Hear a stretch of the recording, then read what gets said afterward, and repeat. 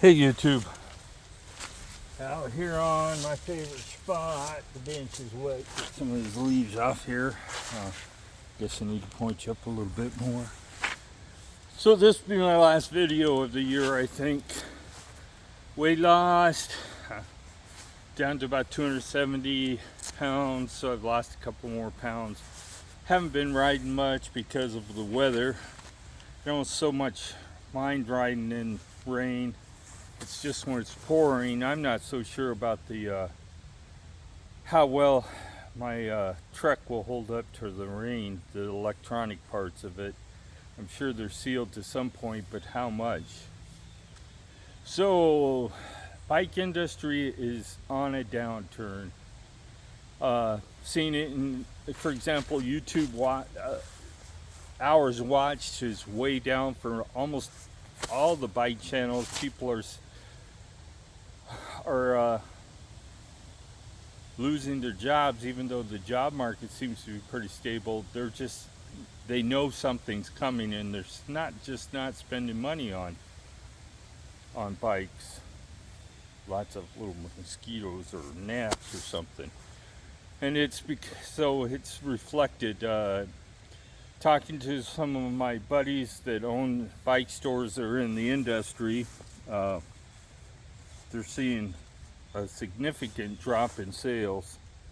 We're talking, some of them are saying they haven't seen this lean of sales since the 2008 era, when a lot of companies went bankrupt. They think there's going to be a few big companies that even are gone this time. What does that mean for you? If you have a non-standard bike like the electric, it's probably going to become nearly impossible to get parts for. Sad to say, but in order to fix your bike, you're going to end up replacing banks with other stuff to make it work. China's having a serious economic downturn, and it's electric's having problems sourcing parts now because they get the parts nailed down and think they have a manufacturer, and that company goes out of business. Literally, they're saying the electronic sector that was in it starts with an S anyway. They had a huge market there where you could go buy anything and see representatives from manufacturers. They're saying that is slowly turning into a ghost town, that people just are going out of business left and right. Whole towns are disappearing in China because the people can't afford to live in an area where they can't find a job, so they get up one day and move to a different city, hoping that it's better there. And so we're seeing companies having problems, especially these companies that rely solely on China to produce their product. They're having real problems with them.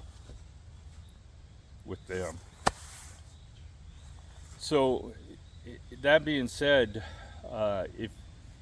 here's my suggestion to you: if you have an electric, buy that extra battery. Don't wait. It might hurt to do it right now, but go ahead and buy the extra battery. The other day I had somebody that's on my channel come to the house and with his 2.0 and had a controller problem, and was told that he would have to wait for 3 to 4 months for a controller. So he asked me to look at the controller and see if I could find out what was wrong with it. I've had my controller apart. I have pictures of it somewhere.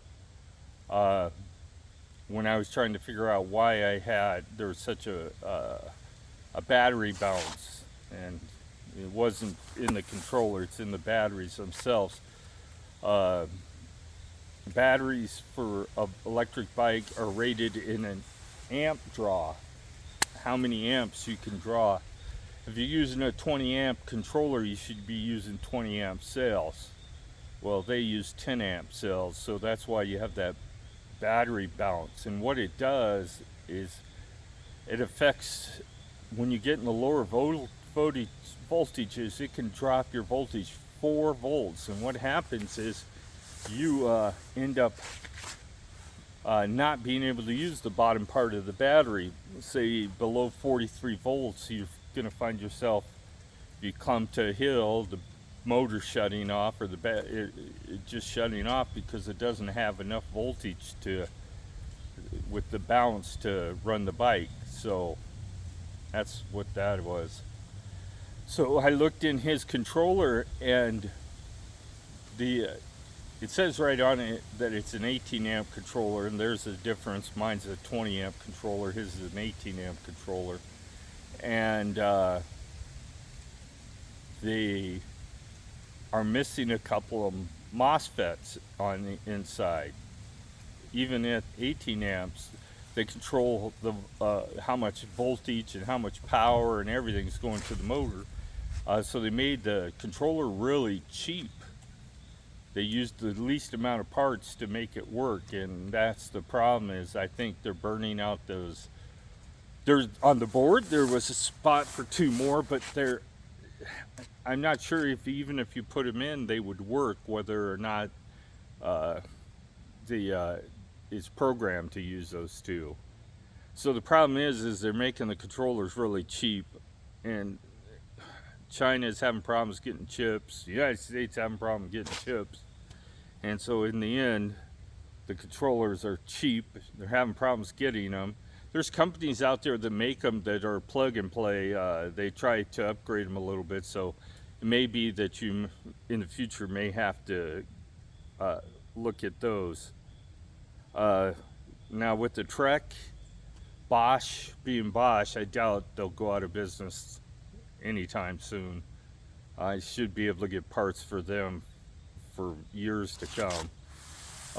You probably get tired of riding the bike before you'll get to the point that you can't find parts for it anymore. Shimano is a huge company. It's based in Japan, so I don't think there's going to be problems with them. But there is problems with these lower tiered manufacturers. Matter of fact, there's some people saying that Saunders is going out of business. All their bikes are marked half price, so if you're looking for a cheap bike, Saunders has a 26-inch wheeled hybrid bike. It has a 36-volt 10-amp battery in it, and it $599. So the problem with the bike industry is that the bikes have gotten overpriced. I dare you to go to Walmart and look at a $250 bike and look at the parts that are on there. It used to be a $99 bike, now it's a $250 bike. Look at the parts on there, and you're going to find that your electric has about the same quality of parts on it. So those parts probably cost the manufacturer, let's say, $100 to build, and the next guy pays $125 or $135 to keep that company in business. They of course they have to pay a little more for it, and then they put it on a bike. So that means electric right now, their standard price is $999. They're charging you the remainder of $800 in battery and motor.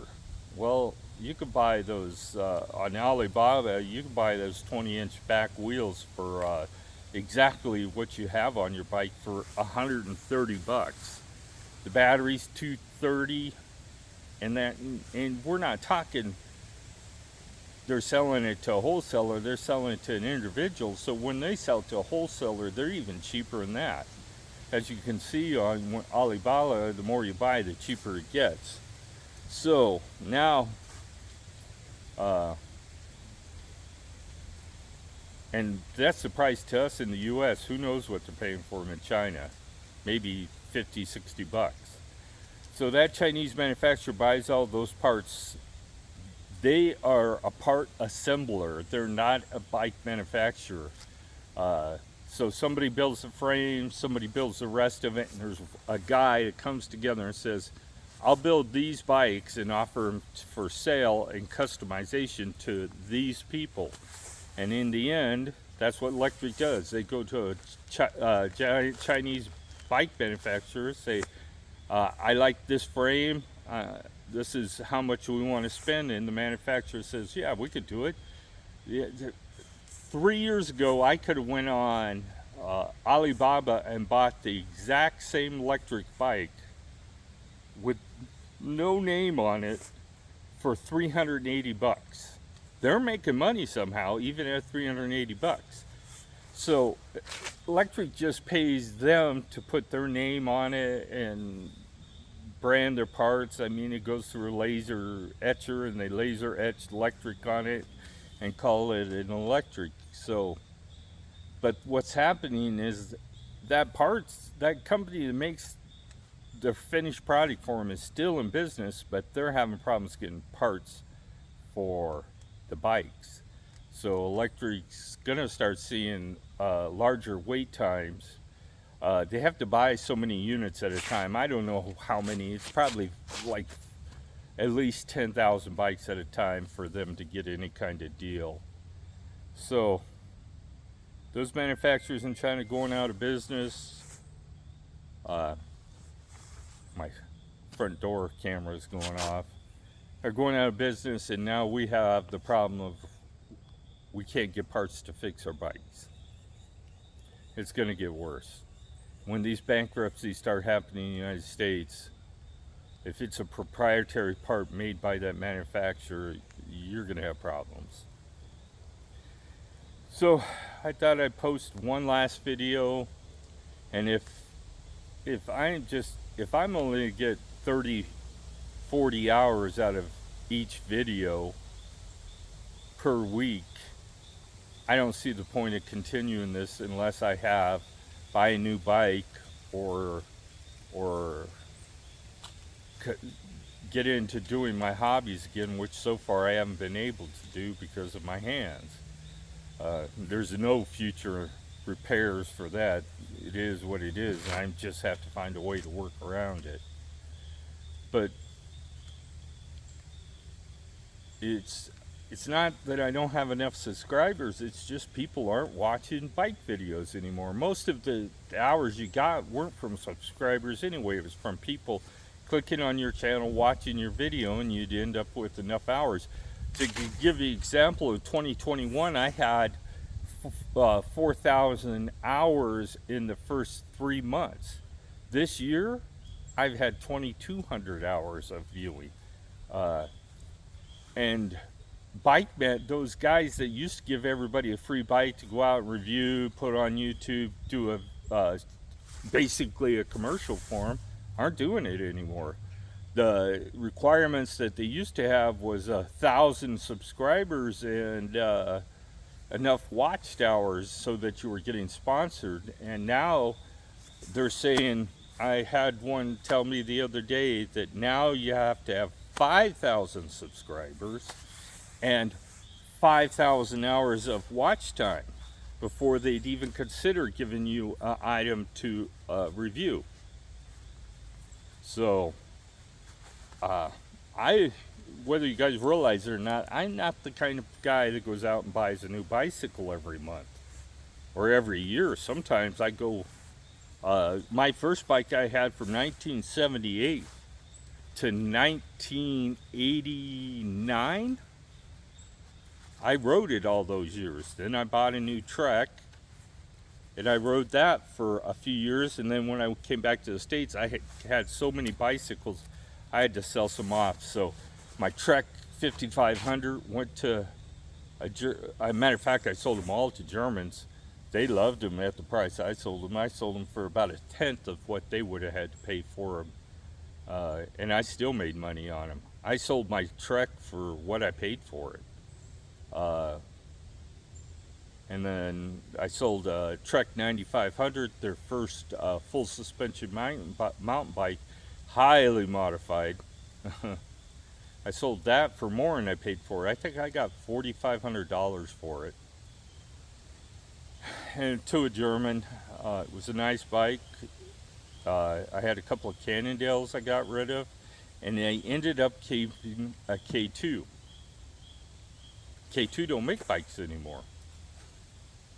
I had a Scott. I've had Schwinn's. None of those companies exist. Now you're going to say Schwinn exists. It doesn't exist in the form that it used to exist in. Schwinn, it got bought. The name's been sold so many times that it belongs. I couldn't begin to tell you who it actually belongs to, but it isn't Schwinn, as in the company that originally started making bikes in the 1800s. It's just Schwinn. It's just a name now. It doesn't even mean quality. It just means low-end, cheap bikes. Schwinn went out of business in the mid-'80s, except for the Paramount division, which was their high-end road bike division, and they did make a few Paramount mountain bikes. And then soon after, I never seen another Paramount again after that. I had one of those for a while. Sun Tour is still around. It's not the same company it used to be. It's now owned by the company that made Grip Shift for a while.